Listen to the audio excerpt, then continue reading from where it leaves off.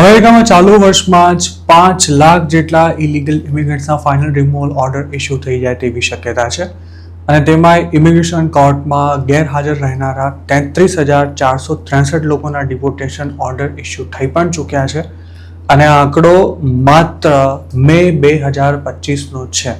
Trump સરકારે છેલ્લા 2-3 મહિનાથી માસ્ટર હિયરિંગની તારીખ એડવાન્સ કરવાનું શરૂ કરતા હજારો ઇલીગલ ઇમિગ્રન્ટ્સ કોર્ટમાં ગેરહાજર રહે છે અને સરકાર જાણે લોકોને ડિપોર્ટ કરવાનું બહાનું શોધી રહી હોય તેમ કોર્ટમાં ગેરહાજર રહેનારા પાસેથી કોઈ ખુલાસો માંગવાને બદલે ઓન ધ સ્પોટ તેના નામનો રિમૂવલ ઓર્ડર ઇસ્યુ કરી દેવાય છે.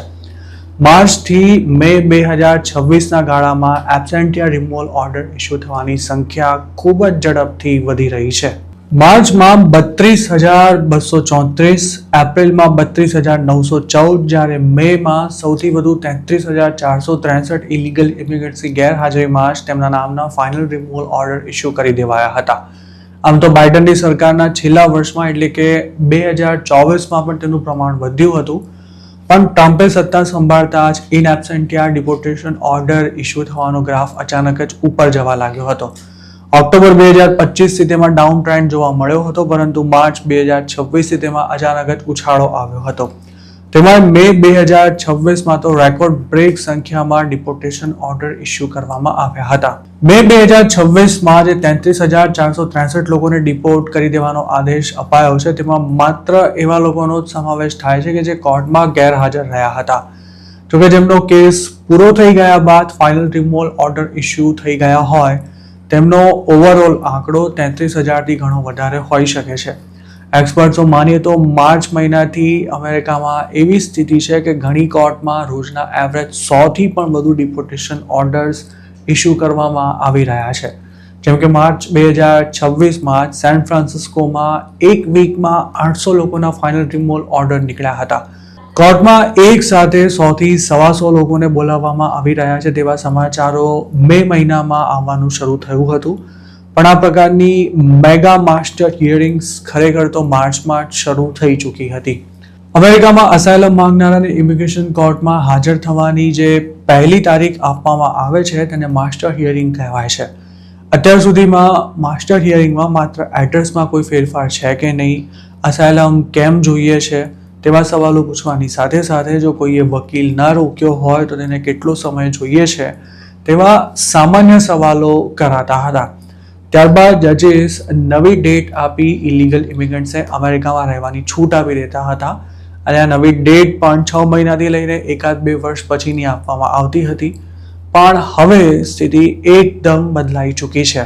2026ના પહેલા 5 મહિનામાં જ માસ્ટર હિયરિંગમાં ગેરહાજર રહેનારા અંદાજે 1.5 લાખ ઇલીગલ ઇમિગ્રન્ટ્સના રિમૂવલ ઓર્ડર ઇસ્યુ થઈ ચૂક્યા છે અને આ આંકડો જે ગતિએ વધી રહ્યો છે તેને જોતા ચાલુ વર્ષમાં જ આ કેટેગરીમાં 3થી 3.25 લાખ જેટલા લોકોના ડિપોર્ટેશન ઓર્ડર ઇસ્યુ કરી દેવાય તેવી પૂરી શક્યતા છે. આ ઉપરાંત જેમને 2-4 હિયરિંગ બાદ અસાયલમ આપવાનો ઇનકાર કરી દે ડિપોર્ટેશન ઓર્ડર ઇસ્યુ કરાશે તેવા લોકોની સંખ્યા પણ ઘણી મોટી રહેવાની છે. આમ 2026માં જ 5 લાખથી વધુ લોકોનો ફાઇનલ રિમૂવલ ઓર્ડર આવી જાય તો નવાઈ નહીં હોય. આ તમામ લોકો ડિપોર્ટ થવાને પાત્ર ઠરશે, પણ બધાએ અમેરિકા છોડી જ દેશે તેવું પણ નથી, કારણ કે જે લોકો કોર્ટમાં હાજર નથી રહેતા તે સ્વાભાવિક છે કે રિમૂવલ ઓર્ડરને પણ નથી ગણકારવાના. અમેરિકામાં હાલની તારીખમાં એવા લાખો લોકો રહે છે કે જેમને ડિપોર્ટેશન ઓર્ડર ઇસ્યુ થઈ ગયા બાદ પણ યુએસ નથી છોડ્યું. જોકે હાલ ઇમિગ્રેશન કોર્ટમાં જે ધમધમાટ ચાલી રહ્યો છે તેનું પરિણામ એ આવશે કે કોર્ટમાં પેન્ડિંગ પડેલા લાખો કેસીસની સંખ્યા ઘટશે અને સાથે જ વધુને વધુ લોકો ડિપોર્ટ થવાને પાત્ર ઠરશે, જેમને ગમે ત્યારે પકડીને કોર્ટમાં હાજર કર્યા વિના પણ ઘર ભેગા કરી શકાશે. કોઈ પણ ઇમિગ્રન્ટને ડિપોર્ટ કરતા પહેલા તેને કોર્ટમાં હાજર કરી ડ્યુ પ્રોસેસ પૂરી કરવી પડતી હોય છે અને તેમાં ખાસો સમય પણ જાય છે. પણ જો કોઈનો રિમૂવલ ઓર્ડર પેન્ડિંગ હોય તો તેને જલ્દીથી જલ્દી ડિપોર્ટ કરી શકાય છે અને ટ્રમ્પ સરકાર કંઈક આવું જ કરવા માંગે છે જેથી વધુમાં વધુ લોકોના રિમૂવલ ઓર્ડર ઇસ્યુ કરી શકાય તેવા પ્રયાસ થઈ રહ્યા છે. જેમ રિમૂવલ ઓર્ડર ઇસ્યુ થવાની સંખ્યા વધી રહી છે તેવી જ રીતે આઈસ દ્વારા રોજે રોજ કરાતી ઇલીગલ ઇમિગ્રન્ટ્સની ધરપકડોનો આંકડો પણ ઘણો જ વધી રહ્યો છે.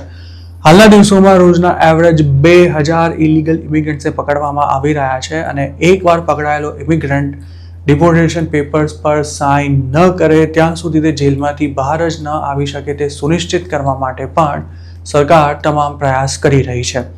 આઈસના એજન્ટ્સ પણ હવે રસ્તા પર ઉતરી આવ્યા હોય તેવી સ્થિતિ છે અને અનેક રાજ્યોમાં ટ્રાફિક સ્ટોપ દ્વારા પણ ઇલીગલ ઇમિગ્રન્ટ્સને પકડવામાં આવી રહ્યા છે.